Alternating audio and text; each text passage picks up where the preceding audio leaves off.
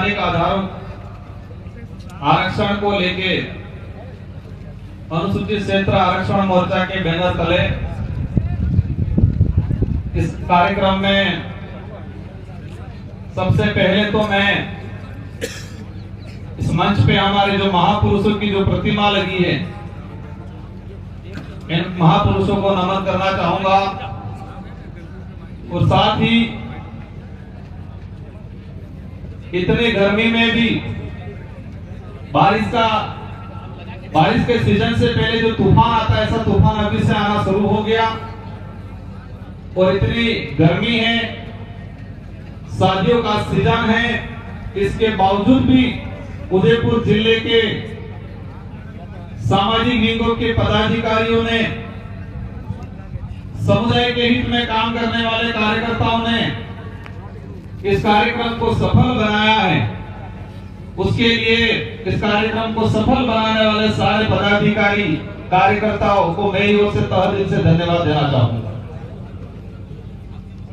साथियों, लगभग शायद मेरी जानकारी में जो है कि 12 बजे से वक्तव्य 12 बजे से वक्तव्य शुरू हुए। सभी वक्ताओं ने अपने अपने विचार रखे।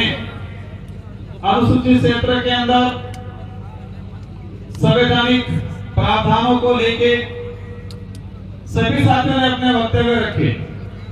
आप सबने बड़े तसल्ली से, शांतिपूर्वक ढंग से एक अनुशासित संगठन के रूप में, अनुशासित व्यक्ति के रूप में सभी साथियों का जो वक्तव्य सुना, उसके लिए तहे दिल से धन्यवाद देना चाहूंगा। जितने ये दोनों साइड जो पदाधिकारी या यूट्यूबर जितने जो साथी हैं, तो अधिकतम मेरे हिसाब से मंच में इधर आगे आ जाए ठीक रहेगा। जो पत्रकार साथी हैं और जो यूट्यूबर को जो भी हैं, वो छोड़ के बाकी साथी आगे आ जाए ठीक रहेगा, क्योंकि कार्यक्रम समापन की ओर है। अपने साथ कुछ वक्ता रहे हैं। ये जो आरक्षण मोर्चा बना, आजादी के बाद से ये देश 1947 में आजाद हुआ, 1950 में संविधान लागू हुआ और 1995 तक हमारे बाप दादे नौकरी से अनभिज्ञ थे, आरक्षण से अनभिज्ञ थे कि आरक्षण क्या होता है। कई जनों को ध्यान में नहीं था। जो शहरी इलाके में थोड़ा बहुत पड़ गया है, वो आरक्षण के बारे में जानता, सिर्फ जानता था कि एसटी एससी या ओबीसी को आरक्षण मिलता है, लेकिन कितना मिलता है, कैसे मिलता है, किस प्रावधान के तहत मिलता थे, वो जानकारी नहीं थी उस समय। और आज भी पूर्ण रूप से इसके बारे में जानकारी नहीं। 1995 के बाद से कई सामाजिक संगठनों ने आरक्षण को लेकर लड़ाइयां लड़ी और इसी अनुरूप आज जिस पंडाल के नीचे आप विराजमान हो, यह आदिवासी समुदाय के हित में आदिवासी परिवार की जो विचारधारा है, उस विचारधारा से आप बंधे हुए हो। और इस विचारधारा ने 2015-16 से अनुसूचित क्षेत्र के अंदर संवैधानिक प्रावधानों को लेकर लड़ाई लड़ना शुरू किया। तो आरक्षण का जो इतिहास है देश लेवल पे, जब संविधान में इसके प्रावधान हुए, इससे पहले जब ब्रिटिश शासन था, अंग्रेजों का शासन था, उस दौरान हमारे पूर्वजों ने उनसे लड़ाइयां लड़ी, खून पसीना बहाया। और उस समय अंग्रेजों ने शेड्यूल 5 का, शेड्यूल 6 का प्रावधान किया कि ये रिजर्व इलाका, ट्राइबल टेरिटरी इलाका, और इसी को संविधान के अंदर सम्मिलित किया गया। और आज मैं सांसद के रूप में हूं, रिजर्व कैटेगरी से जो अधिकारी कर्मचारी हैं, वो हम सब उसी का परिणाम है, शेड्यूल 5 के प्रावधानों का। उसकी वजह से हमें ये रिजर्वेशन का प्रावधान मिला और उस कागज परिणाम, उस जो एक कागज था, ये प्रमाण पत्र था, उसको हमारे निर्वाचन आयोग में जमा किया और उस वजह से मुझे चुनाव लड़ने का अधिकार मिला। आज देश के अंदर, केंद्र के अंदर 7% रिजर्वेशन मिलता है। देश की जो जनसंख्या है, जनसंख्या के हिसाब से 7 से 8% एसटी है, तो 7 से 8% लमसम केंद्र में रिजर्वेशन मिल रहा है। केंद्र की सरकार की जो भर्तियां होती है देश लेवल, पहला स्टेप वो हो गया। सेकंड नंबर, राज्य स्तर की भर्तियों में राजस्थान के अंदर 13% आदिवासी समुदाय है 2011 की जनगणना के अनुसार।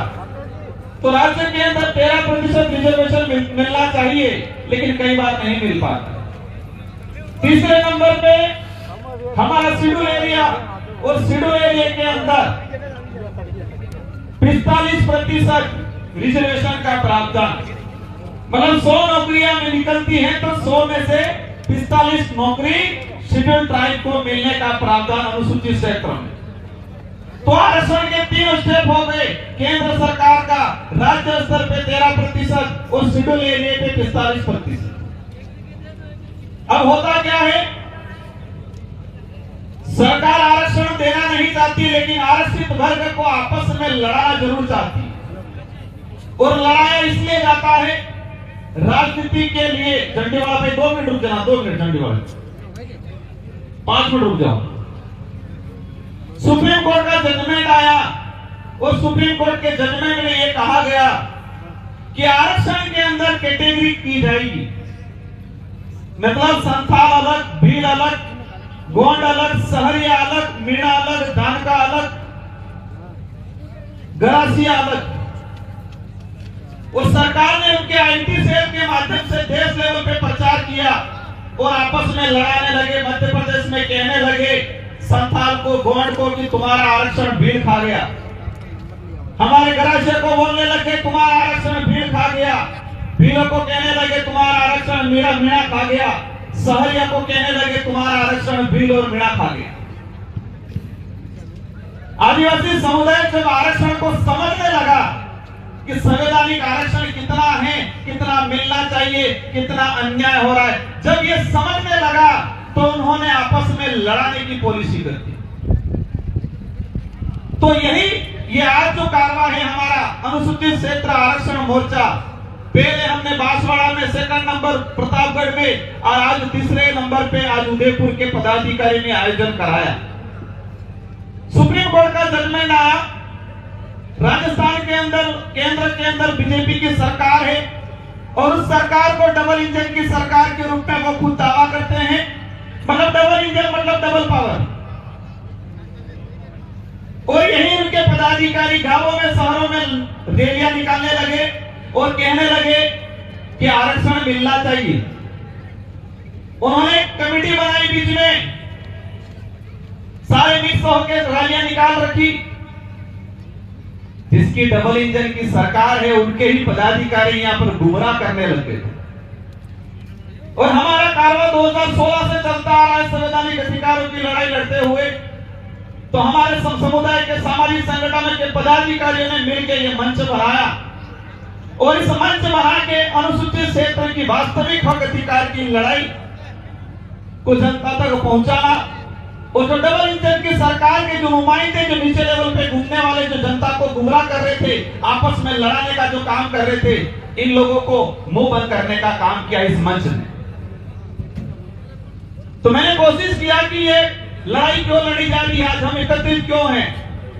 अब हमारी लड़ाई किसी समुदाय से नहीं है, न जैन से है, न ब्राह्मण से है, न राजपूत से है, न मीणा से है, न सहरिया से है, न संथाल से है। हमारी लड़ाई किसी धर्म से भी नहीं है। हमारी लड़ाई कांग्रेस बीजेपी वाला थे कि हम पार्लियानी लड़ाई ही नहीं है हमारी। अब आप विचार कर रहे होंगे हमारी लड़ाई क्या है। हमारी लड़ाई संविधान के अंदर जो संवैधानिक प्रावधान है उसको धरातल पे लागू क्यों नहीं किया जा रहा है, वो लड़ाई है। अब लड़ाई है किससे? लड़ाई ये है संवैधानिक अधिकारों को लागू करना, ये लड़ाई है। और लड़ाई है किससे? जो इस काम में रोड़ा बन के खड़ा है उससे है। तो रोड़ा बन के कौन खड़ा है? वर्तमान सरकार। तो वर्तमान सरकार किसकी है? कांग्रेस, बीजेपी की, और इससे पहले कांग्रेस की। हमारे खेत की लड़ाई नहीं है। जब बात आती है क्षेत्र के अंदर समुदाय की, इस क्षेत्र में सभी समुदाय के लोग रहते हैं।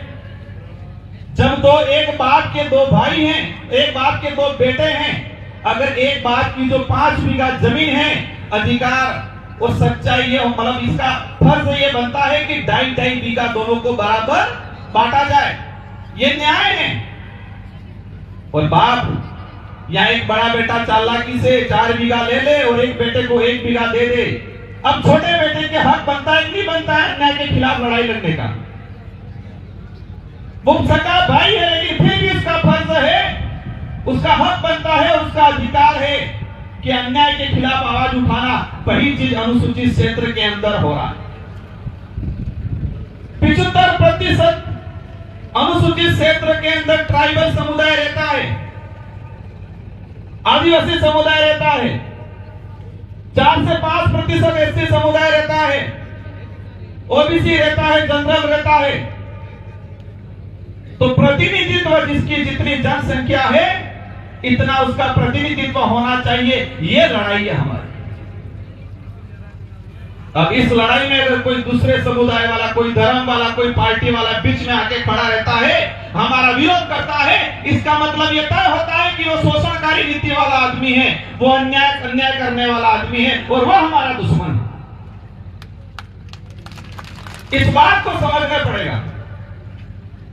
अब मैं कुछ आंकड़ों पे आना चाहूंगा। यह आरक्षण मोर्चे की जो लड़ाई थी, काफी भर्तियां हैं। हम कहते हैं अन्याय हुआ, सरकार कर रही है, कुछ लोग कहते हैं अन्याय नहीं हुआ, सरकार नहीं कर रही है। तो हम आंकड़ों की बात करें, अनुसूचित क्षेत्र के अंदर आरएस अधीनस्थ सेवा की भर्तियां निकली। मैं 3 से 4 भर्तियों का उदाहरण बताना चाहूंगा। 2013 के अंदर आरएस अधीनस्थ सेवा की अनुसूचित क्षेत्र के लिए 43 सीटें आई और 43 में से एसटी का जो 45% जो मतलब अधिकार नहीं कहेगी कि अधिकार तो ज्यादा है, 45% जो प्रावधान था उस अनुरूप मिलना चाहिए था 19 सीटें, मिली कितनी? 18, 41%। ओपन कैटेगरी जो 50% जो अनारक्षित सीटें रखी है, उन सीटों में सभी वर्ग के लोग जा सकते हैं, ये प्रावधान है बोलने में, कागजों में, लेकिन होता नहीं है। तो उसके हिसाब से मिलनी चाहिए थी 21 सीटें, लेकिन वहां मिली 25 सीटें। जब रिजल्ट आया 2013 आरएस अधीनस्थ सेवा का, 45 सीटों पर सीधे अनुसूचित क्षेत्र के सामान्य वर्ग से भरी गई और एसटी के कितने पद भरे? जो 18 मिले थे वही। 75% जनसंख्या वालों को 18 और बाकी 25 सीटें से भरी गई, ओसी को मिला 0। वही चीज 2016 के अंदर 29 सीटें आई, एसटी को मिली 12, सामान्य ओपन कैटेगरी की रही 17 और एक भी एसटी एससी कैटेगरी का सामान्य सीट पे इसका चयन नहीं हुआ। वही चीज 2018 के अंदर 49 सीटें आई, एसटी को मिली 42 सीटें, एसटी को मिली 12 सीटें, कितने प्रतिशत? 32%। 2013-2016 का जो अधिसूचना है वो कह रही है 45%, लेकिन यहाँ पर कितना मिला? 32% और ओपन कैटेगरी की सीटें आई 25 सीटें। एसटी को मिली अनुसूचित क्षेत्र के अंदर 12 सीटें, ओपन कैटेगरी को मिली 25 सीटें। इस प्रकार तीनों भर्तियों के अंदर 109 सीटें आई, 109 में से 49 एसटी को और 67 सीटें ओपन कैटेगरी की रही। जब रिजल्ट आया देखा एक भी आरक्षित वर्ग का बच्चा सामान्य सीट पे नहीं गया। अब जो ज्यादा 1.5 वाले वो कहते हैं कि मेरिट में नहीं आया होगा, पढ़ा नहीं होगा, ज्यादा नंबर कम आए होंगे। मैंने सारी भर्तियों की स्टडी की, जो ओपन मेरिट फाइट कर रहा था, उस बच्चे को भी रिजर्व कैटेगरी में डाला गया। क्या ये अन्याय नहीं है? इस बात को दूसरे पार्टी वाले करते हैं और जब हम करते हैं कहते हैं कि ये लोग भड़काने आए हैं, ये लोग गुमराह कर रहे हैं। मैंने कई बार कहा है, एक सार्वजनिक मंच पे या एक ऑडिटोरियम के अंदर सारे पार्टियों के नेता एक मंच पे आए और ऑनलाइन डिबेट होनी चाहिए। इस अनुसूचित क्षेत्र की सारी जनता देखे ऑनलाइन डिबेट होनी चाहिए, सारा मीडिया होना चाहिए, और रिजर्वेशन पे बात होनी चाहिए ताकि जनता को पता चले कि कौन सही है और कौन गलत है। ऐसे ही आज देश के अंदर स्थिति क्या हो रही है, देश के अंदर किस पहाड़ में कौन सा मिनरल है,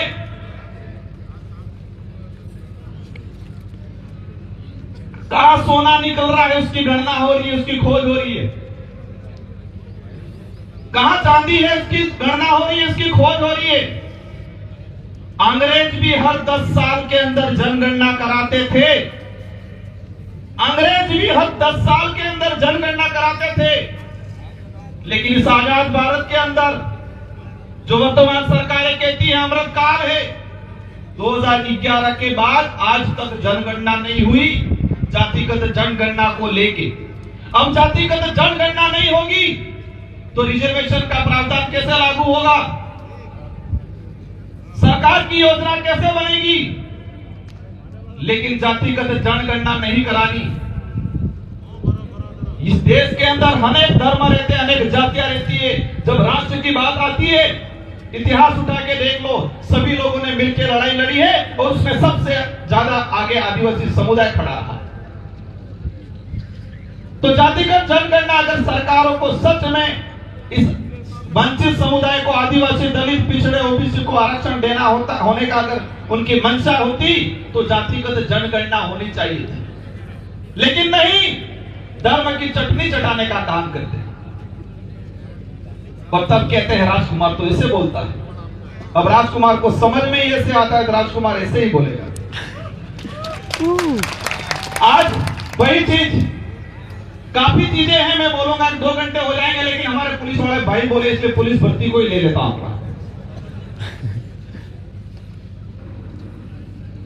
मैंने शुरुआत में कहा था एक बाप के 2 बेटे हैं, अगर छोटे बेटे के साथ अन्याय होता है तो छोटे बेटे का हक बनता है उस अन्याय के खिलाफ लड़ाई लड़े। इसका मतलब ये नहीं है उस भाई का विरोधी है वो, ये नहीं है कि उस बाप का विरोधी है वो, इसका हक है कि अन्याय हुआ है उसके खिलाफ लड़ना है, उसका हक है 5 बीघा जमीन में से 2.5 बीघा उसका हक बनता है, वो लेना है, उसका अधिकार है, वो लड़ना पड़ेगा। और उस लड़ाई को अगर कहे वो दुश्मन, या उस लड़ाई को ये कहे कि वो बाप के खिलाफ गया, या उस लड़ाई को ये कहे कि उस भाई के खिलाफ गया, तो मेरी समझ में वो गलत नहीं है, वो न्याय है, वो न्याय के लिए लड़ रहा है। पुलिस विभाग की 2013 के अंदर अनुसूचित क्षेत्र में 929 पद आए, 45% के हिसाब से मिलने चाहिए थे 423 और मिले 414। ओपन कैटेगरी में 472 पद आए और उस ओपन कैटेगरी में एसटी एससी से एक तो 8 बच्चे जा पाए ओपन कैटेगरी में। वही 2016 के अंदर अनुसूचित क्षेत्र के अंदर 408 पद आए, मिलने चाहिए थे 45% के हिसाब से 183 पद, मिले 131 पद। कितने पदों का नुकसान हुआ? 51 पदों का। 45% के हिसाब से भी कितना प्रतिशत मिला हमको? 32% मिला। और ओपन कैटेगरी में 268 पद आए और 268 में से एसटी के मात्र जा पाए 19 बच्चे। वही चीज 2018 के अंदर 965 पद टोटल आए थे, इसमें से एसटी को मिले 283। कितना प्रतिशत मिला? 29% अनुसूचित क्षेत्र में। टोटल पद कितने आए थे? 965 और 965 में से एसटी को कितना मिला? 283। कितना प्रतिशत मिला? 29%। 45% की भी बात करें तो भी कितना मिला? 29%। और ओपन कैटेगरी के आए 619 पद। और ओपन कैटेगरी में एसटी के कितने बच्चे गए? 2 बच्चे मात्र। फिजिकल के अंदर दौड़ के अलग, हाइट के अलग, चेस्ट का अलग 5 दरवाजे बना रखे हैं। अगर 5 में से किसी एक दरवाजे में जनरल की मेरिट 72 नंबर गई, एसटी की मेरिट 60 नंबर गई और एसटी का बच्चा 75 नंबर ला रहा है। कितना ला रहा है? 75 नंबर। जनरल की मेरिट कितनी गई है? 72 गई है और एसटी का बच्चा 75 ला रहा है। लेकिन उसने अगर चेस्ट में भी छूट ले ली, हाइट में भी उसको सीधा बाहर या एसटी में काउंट किया जा रहा है। क्या ये गलत नहीं है? ये अन्याय नहीं हो रहा है? क्या इस अन्याय के खिलाफ लड़ना गलत है?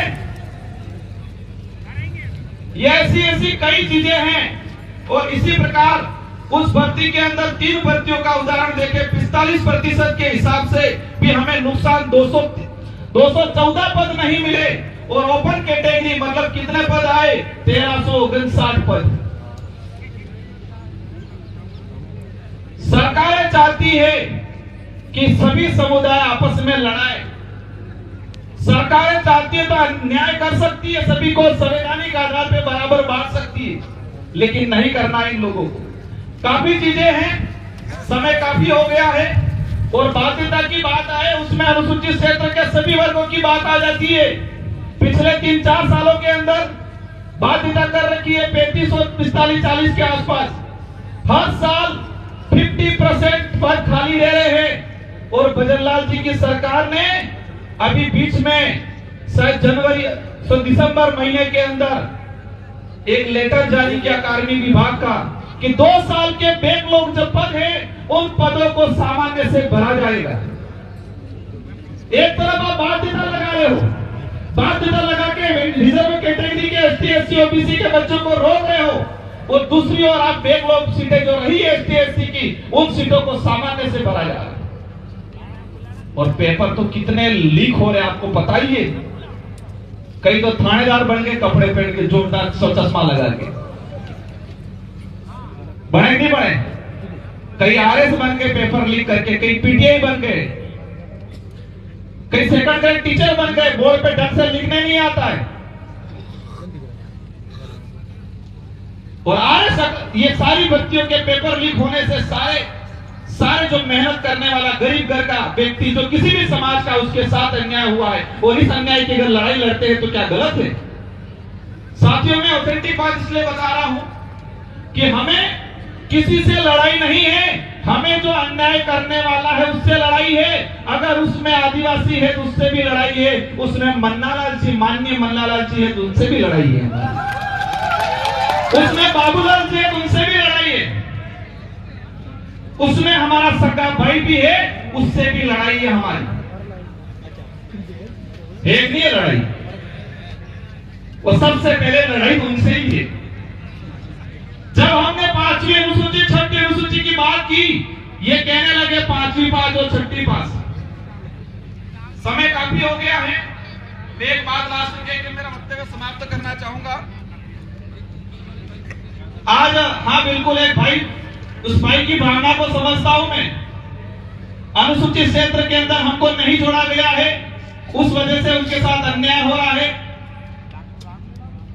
कहना कुछ बहुत कुछ था, लेकिन मैं यही कहना चाहूंगा, आप लिखित में मुझे दो, क्योंकि आज तक आपने मुझे लिखित में नहीं दिया।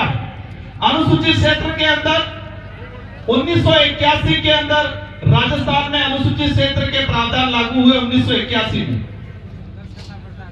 अप्रैल 2018 के अंदर अनुसूचित क्षेत्र का विस्तार हुआ, तो 5वीं अनुसूची का जो संवैधानिक प्रावधान है वो अप्रैल 2018 में विस्तार हुआ।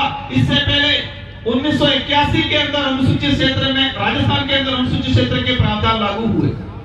और उसी से ये बात याद आ गई, फिर मुझे वक्फ वाली जनता को गुमराह कर रहे, वक्फ की जमीन शेड्यूल 5, अब बोलने लगे शेड्यूल 5, कम से कम शेड्यूल 5 तो बोलने लगे ये लोग। पहले बोलते थे ये, हम 5वीं अनुसूची की बात करते हैं, 5वीं पास कहते, अब कहने लगे कि वक्फ की जमीन है, मैं शेड्यूल एरिया 5वीं अनुसूची में नहीं ले सकते। राजस्थान काश्तकारी अधिनियम 1955 की धारा 42 में स्पष्ट लिखा हुआ है कि अनुसूचित क्षेत्र के अंदर अनुसूचित क्षेत्र की जमीन, कृषि जमीन कोई भी गैर आदिवासी नहीं ले सकता। इस पे बात क्यों नहीं कर रहे हो आप? 1981 के बाद अनुसूचित क्षेत्र में मैं दावे के साथ इस मंच से कहना चाहूंगा, 1 इंच भी आदिवासी की कृषि आबादी जमीन वक्फ में नहीं गई होगी, क्योंकि कानून बना हुआ है, जनता को गुमराह कर रहे हैं। बाकी इनका इतिहास कांति भाई ने छोटा मोटा बता ही दिया। सीलिंग एक्ट पे जाएंगे हम लोग। इंदिरा गांधी के समय सीलिंग एक्ट आया 1975 के आसपास, और सीलिंग एक्ट में उस राजाओं ने, क्योंकि आजादी से पहले इस जमीन का कारोबार किसके पास था? जमीन की लिखापढ़ी का अर्जी कार्रवाई कौन करता थे? राजा महाराजा करते थे। जमीन के मालिक वो हुआ करते थे। इंदिरा गांधी ने सीलिंग एक्ट लाई और उस दौरान वो बख्शिश में किन किन को जमीन थी उसका भी ब्यौरा निकालेंगे हम, और जब वो निकालेंगे वक्त की सारी पोल खुलने वाली इस इलाके के इसलिए साथियों, और एक बात अंत में यही कहना चाहूंगा, जो 5वीं अनुसूची का प्रावधान संविधान में सम्मिलित करने का काम जो सबसे महत्वपूर्ण भूमिका निभाई थी जयपाल सिंह मुंडा ने, और हमारे संसद के मित्र मन्नालाल जी कह रहे हैं कि जयपाल मुंडा बाहरी ताकत था। अगर संविधान सभा में जयपाल सिंह मुंडा नहीं होता तो शायद वो सांसद नहीं होते, आज मैं भी नहीं होता। जिस व्यक्ति ने संविधान सभा में आदिवासी समुदाय के लिए 5वीं और 6वीं अनुसूची के प्रावधान करवाए, संविधान सभा की डिबेट में कहा था कि आप आदिवासियों को लोकतंत्र सिखा नहीं सकते हो, आदिवासियों से लोकतंत्र सीखने की जरूरत है आपको, यह संविधान सभा में कहा।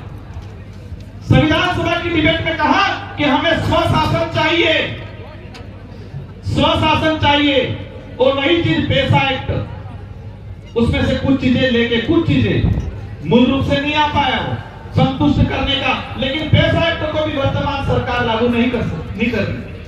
राजस्थान विधानसभा से जवाब आया है, क्योंकि हमने बोला था आईपीसी सीआरपीसी, आज भारतीय न्याय संहिता हो गई। पेशा एक्ट में प्रावधान है 2 साल की कम सजा वाला कोई भी मामला थानेदार सीधा मुकदमा दर्ज नहीं कर सकता, ये मेरी सरकार खुद कह रही है, लेकिन पेशा एक्ट लागू नहीं कर रहे, क्योंकि सरकारें नहीं चाहती है कि आदिवासी समाज का कल्याण हो। वो चाहती है कि आदिवासी समुदाय आपस में लड़े भिड़ाए और थानों में कुटाता रहे, अपनी जिंदगी निकाल ले चाहती। वो जयपाल सिंह मुंडा के लिए ये बोले, क्या बोले? ये बाहरी ताकत है। साथियों, बातें बहुत सारी हैं, ये हम जिस रास्ते पे चले हैं उस रास्तों पे कांटे बिछे हुए, लेकिन सच्चाई का रास्ता है वो। आने वाले आदिवासी समुदाय नहीं, देश का भविष्य तय करने वाला रास्ता है हमारा, इसलिए घबराना नहीं है। कई चीजें होगी, आप पे मुकदमे भी होंगे, आपको प्रताड़ित भी किया जाएगा, आपको डराया भी जाएगा, आरोप भी लगाए जाएंगे। टीएडी का बजट पिछली बार 1,500 करोड़ रुपया प्रावधान था बजट में, वर्तमान मंत्री ने 1 रुपया खर्च नहीं किया, 1 रुपया।